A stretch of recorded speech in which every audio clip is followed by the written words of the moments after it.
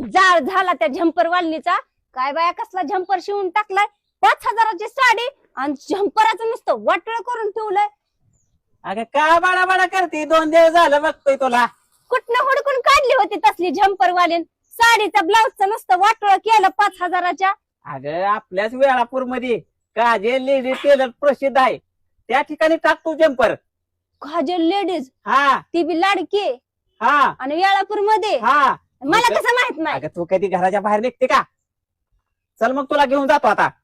चला मग बघते ती बी कशी शिवती कशी नाही. नाही जर तिने शिवली तुमच्या डोक्यातच धोंडा घालते बघा.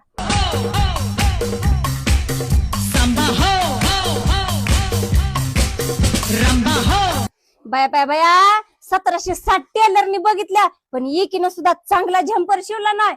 पण लाडक्या काजलकडे आली बाई येळापूरला अकलूज वरनं, तेव्हा मला कळलं 101 बडकर